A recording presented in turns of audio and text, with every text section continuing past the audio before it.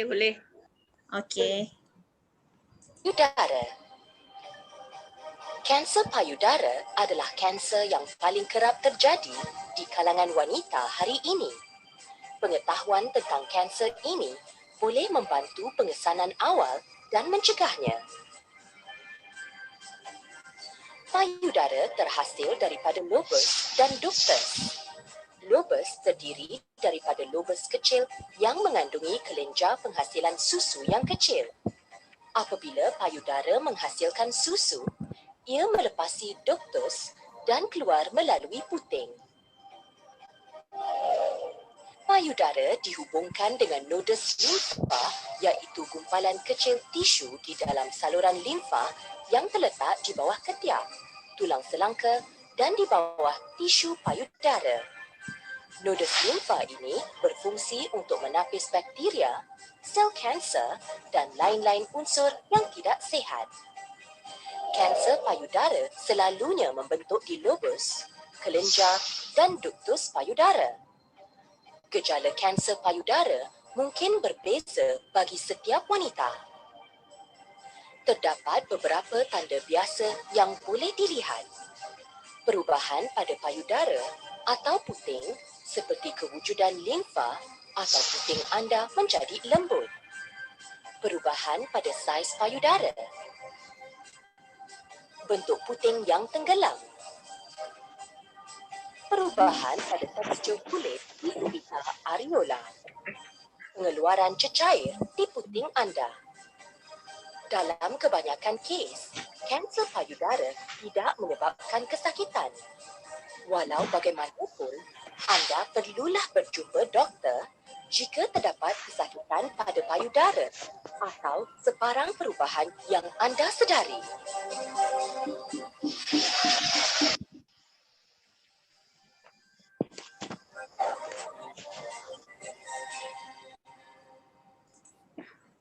Okey, seterusnya saya akan share satu lagi video.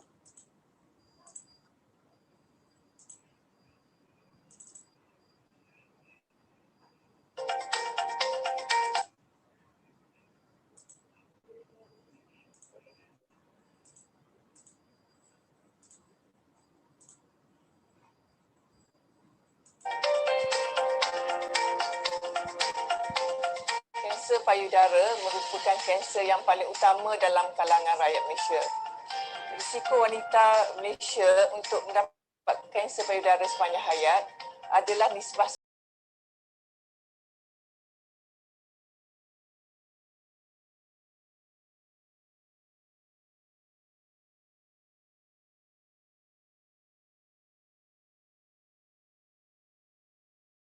boleh disaring dan dikesan berperingkat awal serta boleh dirawat dan disembuhkan.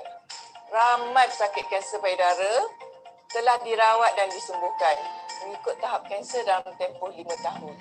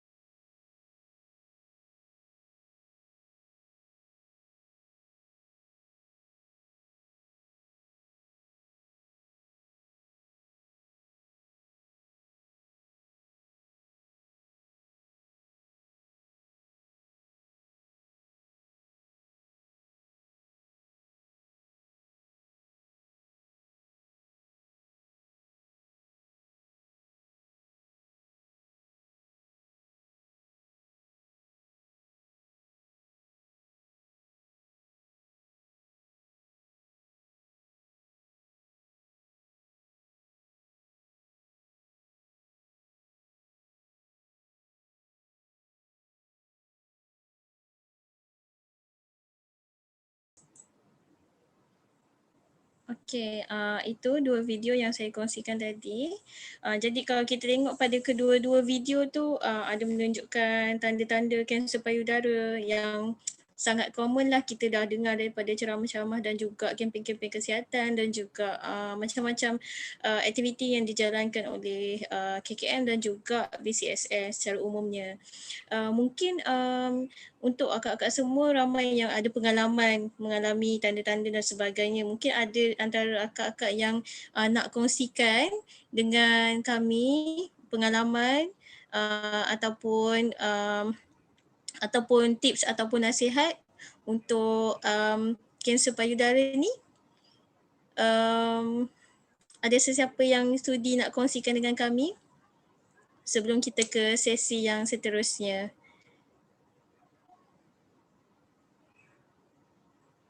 Kak Azlina?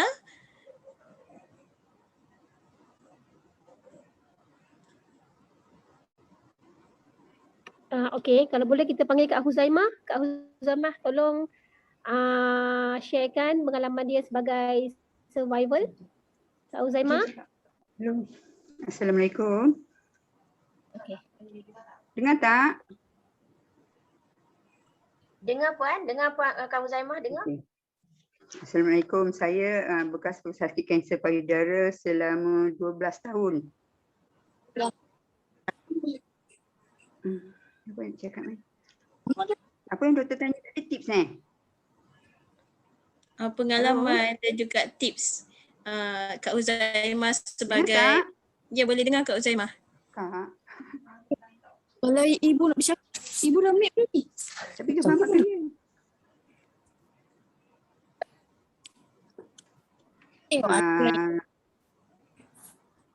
Tips saya, pemakanan yang sihat, saya banyakkan lebih memakan sayur-sayuran. Kita selalu 3 minggu sekali kita buat exercise. Apa lagi? Dah lupa sebabkan lama. Pengalaman saya tak banyaklah pengalaman saya, cuma saya melalui kemoterapi, saya melalui radioterapi dan juga buat setiap buat masa ni setiap 6 bulan sekali saya akan buat follow up ke hospital Sultan Ismail. Okey, macam mana kalau macam sekarang kan tengah PKP kan, mungkin aktiviti dekat luar tu agak terbatas. Macam Kak Huzaimah cakap tadi, makan senaman. Saya duduk kat taman. So saya duduk kat taman. So kita berjalan pagi, kita buat morning exercise sajalah ikut taman tu. Masih juga jalankan seperti biasalah untuk aktiviti senaman. Tak clear lah doktor. Hello? Hello, tak clear. Okey. Sekarang boleh dengar ke? Boleh. Okey, Kak Huzaimah masih jalankan aktiviti senaman tu, masih maintain lah walaupun tengah PKP. Tak adalah sentiasa, tapi every tiga kali seminggu. Okey, terima kasih Kak Huzaimah atas tips yang Kak Huzaimah berikan tu, sangat-sangat bermanfaat. Okey, sekarang kita akan pergi ke sesi seterusnya, Dr. Amy. Terima kasih Cik Nadia. Terima kasih Puan Nadia kerana di atas sesi video sebentar tadi. Sekarang saya akan memperkenalkan penceramah kita pada malam ini, iaitu Puan Nur Amani binti Abdullah. Okey, sedikit biodata tentang Puan Amani. Puan Nur Amani binti Abdullah berasal daripada negeri Bumi Kenyalang, negeri Sarawak. Sudah berkahwin dengan seorang suami yang berasal di Perlis. Sekarang bermastautin di wilayah maksudnya di wilayah Persekutuan sejak 1992. Okay. Sejarah perkhidmatan Puan Nur Amani, beliau seorang registered nurse bersama Kementerian Kesihatan Malaysia selama 15 tahun dan menjadi tutor di institusi latihan Kementerian Kesihatan Malaysia selama 18 tahun.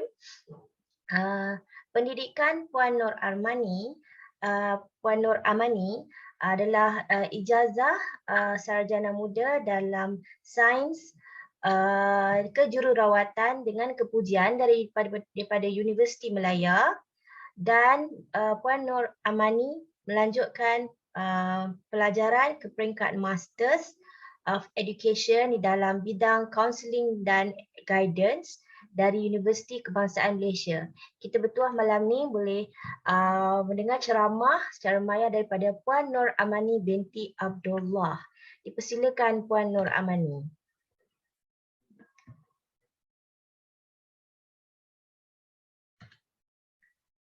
Saya unmute ya, mungkin Puan Nur Amani. Make host. Puan Nur Amani. Okay, baru boleh unmute. Minta maaf, saya lambat unmute dia. Minta maaf. Okay, tak apa. Okay, Assalamualaikum dan selamat malam semua ya. Saya sangat berbangga lah sebab dijemput khas sebagai penceramah pertama untuk sesi kursus ini. Jadi saya dimaklumkan hanya diberi lebih kurang dalam 15 minit. Jadi saya pun nak bercerita tentang kemahiran komunikasi dalam masa yang sangat singkat. Jadi saya pun tak pandai nak berkomunikasi jawabnya. Tapi walau bagaimanapun saya akan cuba yang terbaik lah.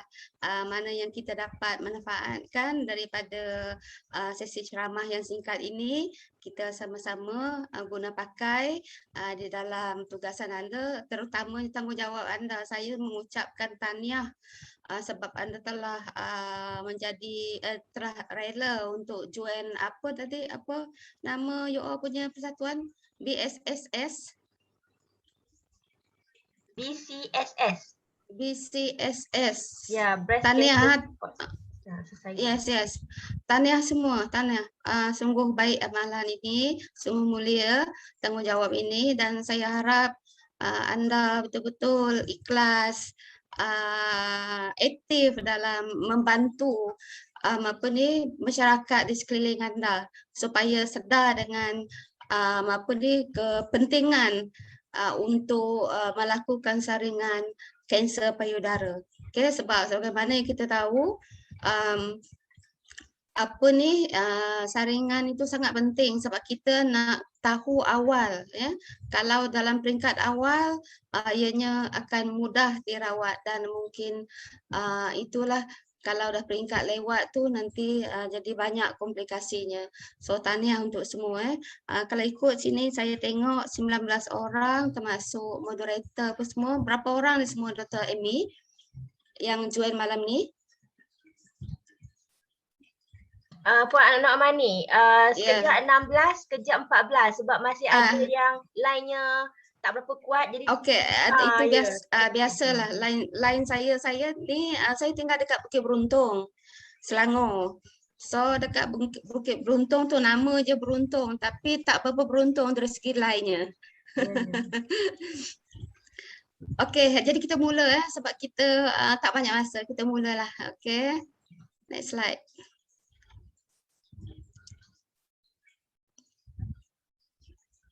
Slide seterusnya, Doktor.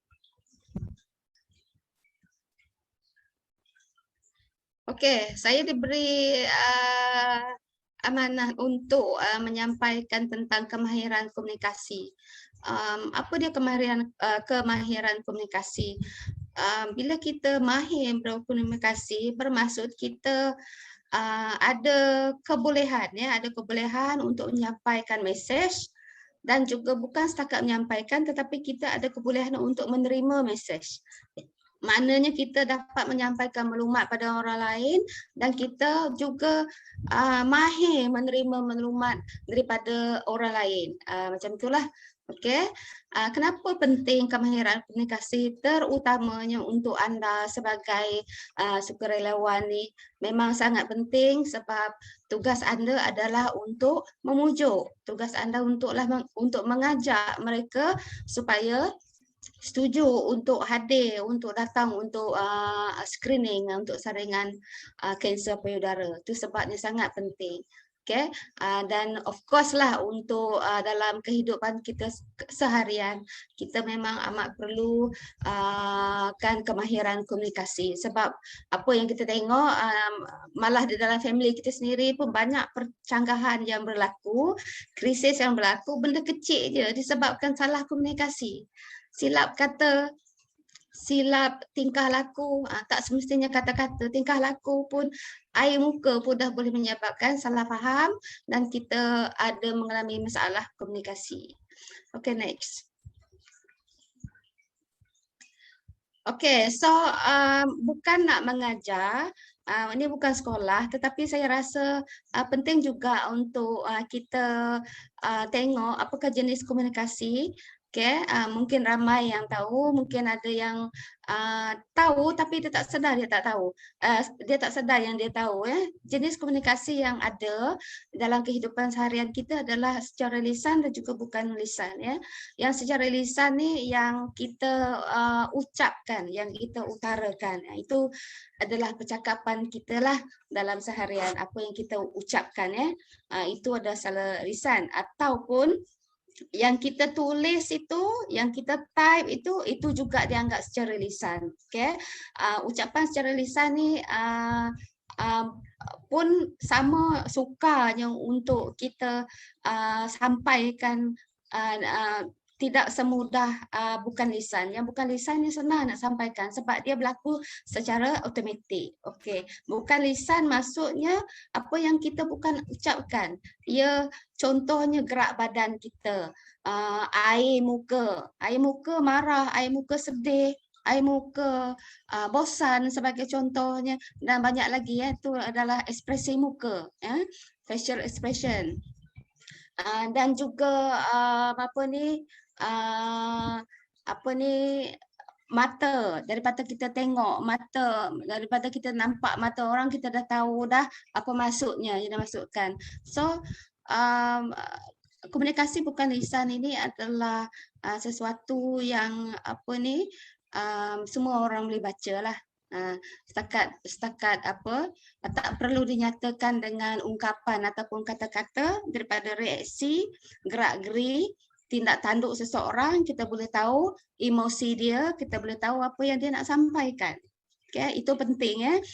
Kenapa saya nak kaitkan kat sini, disebabkan nanti semasa anda approach ataupun mendekati orang yang anda ingin pujuk untuk datang untuk saringan tu, anda kena perhatikan semua ni.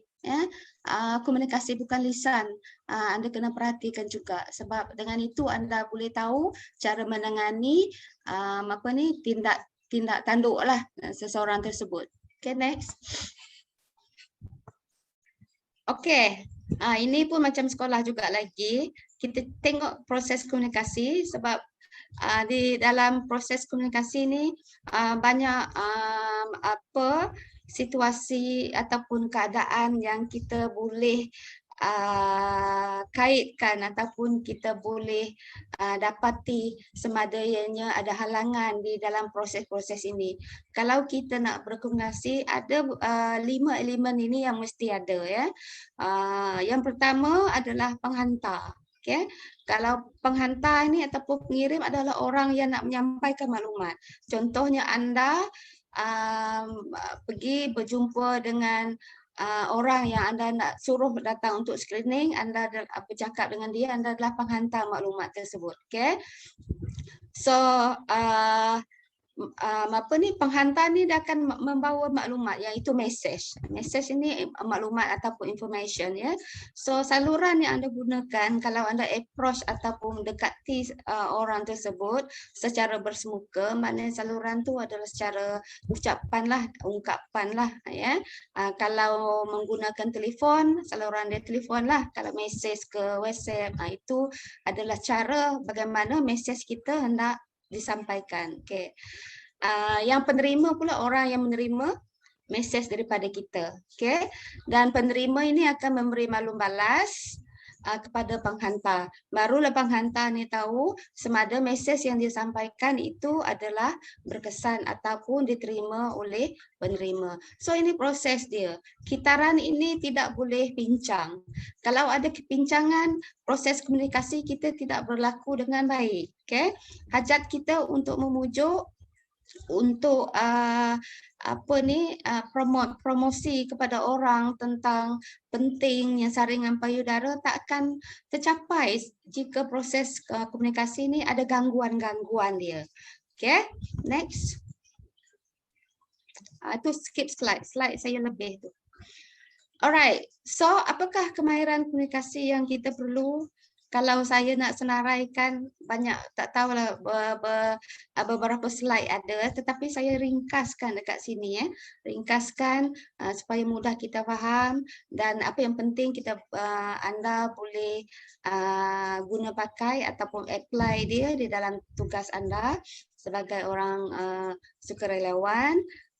Okay. Yang pertama of course adalah persediaan diri. Sangat penting ni ya, persediaan diri. Kalau kita tak bersedia sebagai orang yang nak berkomunikasi dengan orang lain, komunikasi itu tak akan gagal, dia akan gagal. Okay? Apa persediaan dia? Bukan ini kemahiran komunikasi ni yang anda tengok malam ini dalam masa yang sekejap ni, itu saya boleh katakan bukan kata tak penting, itu adalah kemudian ya. Yang paling penting adalah anda sendiri tentang pengetahuan, tentang persediaan, tentang pengetahuan apa yang you nak sampaikan. Okay? Anda mesti tahu apakah matlamat ya. Anda memujuk apa maknanya dari aspek kanser payudara, aspek dia punya saringan, anda sendiri kena kena tahulah. Sebab kalau tak tahu macam mana nak pujuk orang lain, macam orang yang jual barang. Dia arif, dia sangat handal tentang, dia hebat tentang barang yang dia nak promote tu. Anda sekarang buat marketing, ya, buat bisnes, buat marketing, nak jual produk apa? Saringan kanser payudara. So kenalah sediakan dengan diri sendiri, tahu produk anda, tahu produk. Ya, kena arif dalam produk tu. So saya percaya latihan dan juga mungkin memang pengetahuan asas anda memang dah kukuh. So itulah yang terbaiklah supaya komunikasi ni akan jadi berkesan dan anda akan dapat capai target untuk mengajak orang ramai datang untuk saringan payudara. Okay. So yang kedua adalah mendengar secara aktif. Mendengar secara aktif ni sebenarnya kita bukan pergi datang paksa, bukan pergi datang nasihat semata-mata. Paksa memang tidaklah. Kita pergi memujuk, tetapi kita juga dengar apakah masalah ataupun apa yang diutarakan oleh klien kita. Klien tu maksudnya orang yang kita cuba pujuk tadilah. Okay? Kita tak boleh kata kita macam hebat dan kita nak paksa dia, tidak. Tapi kita kena teka dengan apa masalah dia. Okay? Perhatikan komunikasi tanpa lisan tadi. Air muka dia, gerak-geri dia. Sekali lah yang kita boleh faham emosi dia. Adakah dia bersetuju, bosan apabila kita bercerita tentang dia, tentang kanser payudara. Itu kita boleh nampak. Ya. dan bagaimana kita nak tangani dalam situasi-situasi yang sebegitu. Itu yang penting. Itu sebabnya cara promosi ataupun cara anda untuk memujuk ini sangat penting. Ya, kadang-kadang kita lebih banyak mendengar tu lagi bagus daripada kita bercakap dan tidak bagi peluang untuk dia bercakap. So dengarlah apa masalah, adakah dia sendiri nak pergi tapi husband tak bagi ke? Ataupun ada tak contohnya kekangan daripada budaya, stigma di sesuatu tempat, itu kena ambil kira. Itu maksud dia mendengar secara aktif ni. Okay. Dan juga amalkan sikap empati. Sikap empati ni maksudnya kita merasa apa yang orang tu rasa. Okay. Sekarang ni saya tengah relatekan ataupun kaitkan dengan orang yang kita nak pujuk untuk datang untuk saringan. Saya tak sentuh tentang orang yang memang dah mengalami ataupun dah ada kanser, ya. Itu lagi panjang cerita dia lah kalau nak cerita tentang komunikasi dengan mereka yang ini. Tapi untuk mereka yang kita nak pujuk buat saringan ni, empati maksudnya kita kena faham dengan apa masalah yang dia alami hingga menyebabkan dia macam tak berapa nak datang untuk saringan sebagai contohnya. Ya, itu yang paling penting sebab kita kena ambil kira dia punya latar belakang. Ya, banyak sebab, kan kita tak tahu banyak sebab. Ada orang takut, ada yang kata kalau buat mammogram tu sakit lah, apa macam-macam lah. Ya, itu yang anda sendiri pun kena siapkan sendiri apa jawapan sekiranya didatangi oleh macam-macam soalan macam ini, ya. Itu yang penting. Okay, next. Alright. So macam saya kata tadi lah, halangan-halangan dalam komunikasi ni, saya tak berapa faham dengan pemilihan tadi. Saya nampak yang mula-mula tadi ada kalimat anda akan diberi senarai nama, macam tu ke Dr. Amy? Dia orang akan diberi senarai nama untuk dia orang approach Puan Amani, senarai nama ni daripada database kita. Kami akan sediakan nombor telefon untuk petugas kesihatan call. Ya, nama-nama ni sudah pun di call dan bersetuju untuk menyertai kajian. Jadi petugas kesihatan ni lebih kepada memberi sokongan emosi ataupun menjawab soalan sekiranya ada. Itulah bagus. Itu yang pentingnya persediaan diri dia orang tadi tu. Maknanya pengetahuan tu sangat penting lah. Sebab nanti banyak yang bertanya tu sebenarnya kadang-kadang tu orang tu banyak dah pengetahuan dia. Sekarang ni ibarat maklumat tu di hujung jari je. Ya, semua tahu di era digital ni sekarang ni orang Google je dah tahu dah. Malah macam saya sendiri pun saya mengajar pelatih-pelatih paramedik lah, X-ray, maupun inspektor kesihatan, jururawat, apalagi fisio, jurupolis cara semua tu lah. Jadi saya sendiri memang kadang-kadang tu apa yang dia orang bagi pada saya tu, kadang-kadang saya pun saya tak tertengok yang ini, dia orang tu ada yang lagi hebat maklumat dia. Sama juga dengan kita senarai nama orang yang kita hubungi tu. Dia orang memang tahu sebenarnya, tetapi kita tak boleh beranggapan dia orang tu lagi hebat pada kita. Nanti kita akan jadi macam rendah, rasa rendah diri lah, dan kita tak boleh meyakinkan mereka kalau macam tu. Yang penting tu kita rasa kita lagi hebat. Macam malam ni saya rasa saya hebat, tapi sebenarnya saya tak hebat pun. Rasa hebat tu boleh meningkatkan keyakinan diri. Penting untuk persediaan anda dalam memujuk mereka ni masa telefon ke apa ke, sebab masa memberi sokongan emosi.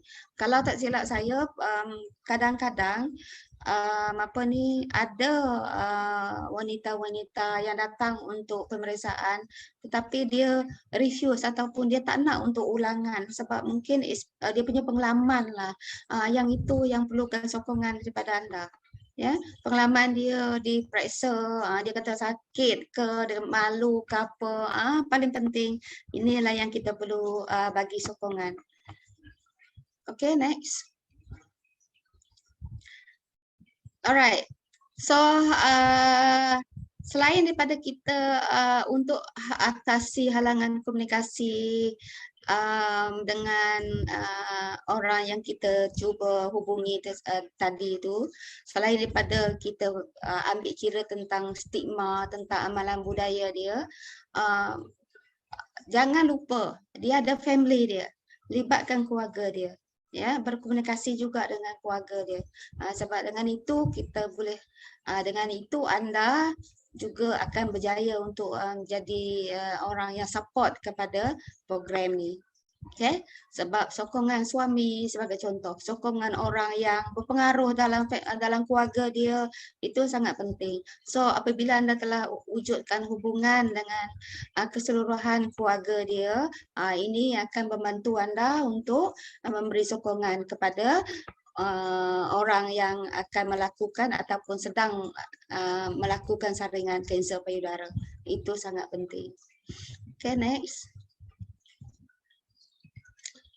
Okay, persedia diri yang kat sini tu tadi saya dah sentuh tentang apa persediaan diri dari segi pengetahuan, tapi ini persediaan diri dari segi apa ni amalan hidup, gaya hidup sehat.